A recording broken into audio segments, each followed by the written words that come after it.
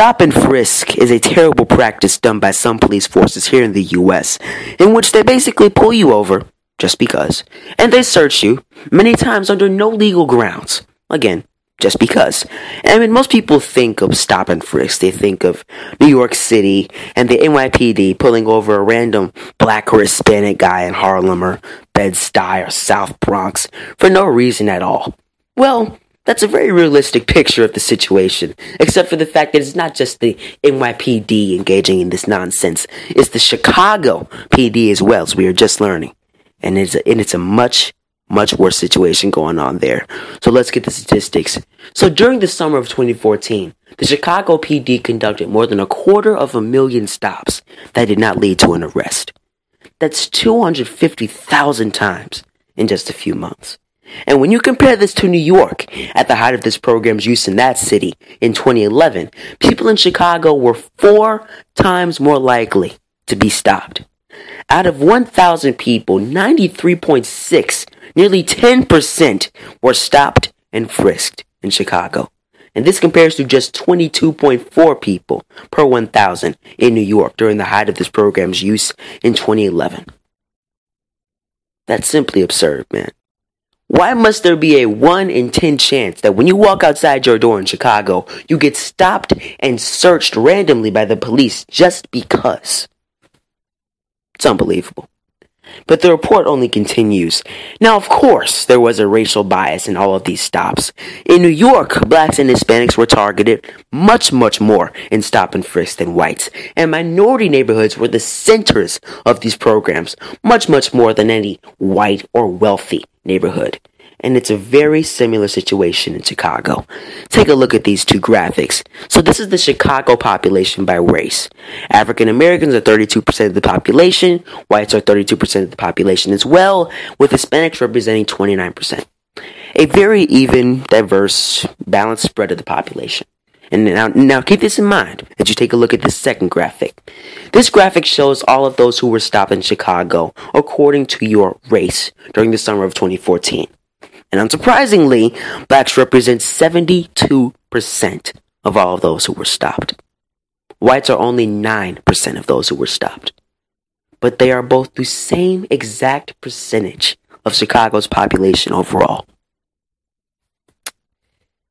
Why are blacks being targeted much more than any other ethnic group? Why? Can you answer that question for me, Chicago PD? Is it because of the hoods they wear? The sagging, the rap music they listen to? What, does that make them look more suspicious? Does their culture pose a threat to the community? I don't think they could answer that question honestly. However, those in support of continuing this police tactic of randomly pulling over people and searching them say the racial bias, it's just due to the fact that the police have to search these black people much more often because they commit more crime. We gotta keep these Negroes in check. Okay. Well, let's see if this position of blacks commit more crime than whites, let's see if it's backed up by fact. Nearly half of all crimes committed in the United States are drug crimes. So keep this in mind as I read these next few statistics. So, blacks and whites use drugs at similar rates. Yes. Blacks and whites sell drugs at similar rates. Yes. I know, surprising, right? However, blacks are 4 to 6 times more likely to be arrested for drug crimes than whites. I'm sorry? What was that? Was that the sound of your argument completely falling apart? Yes, I think it was. No. In many areas of criminal activity, blacks do not commit more crime than whites. That's just a fact. And in those areas in which blacks do commit more crime, such as violent crimes, specifically in the city of Chicago, which is riddled by violence, much of this is due to gang activity. And why do kids join gangs? Because they are broke as heck. Why? Due to this country's failed economic policies. And then they can sell these illegal substances because of this country's nonsensical war on drugs. And due to all of this chaos going on in the black communities, blacks are stopped and frisked at much higher rates than even the 10% chance of the city of Chicago as a whole. In Inglewood, one of the roughest, toughest, and blackest neighborhoods across Chicago, there were 266 stops per 1,000 people. That's over 1/4 of the entire population, man. When you walk outside your door in Inglewood, Chicago, there is a 1 in 4 chance of going out and being randomly stopped and searched by the police for no reason at all. Are you kidding me? And it doesn't get much better as a black person in a predominantly white neighborhood either. In the Lincoln and Foster community of Chicago, blacks are just 1% of the population. 1%. However, the blacks accounted for 15% of all the stops in the area. Come on, man, that's ridiculous.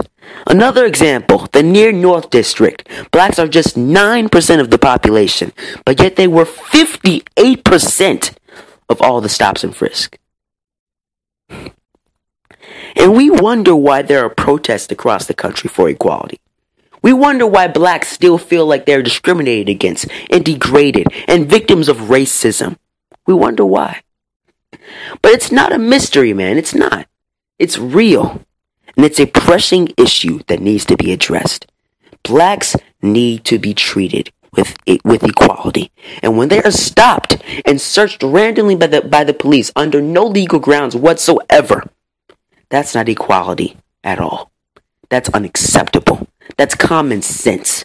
Stop this BS so we can start the process of getting rid of this bigotry and racism that has plagued this country for years. And we can find some equality between everyone, regardless of their race, their gender, sexual orientation. Programs like this simply gets in the way.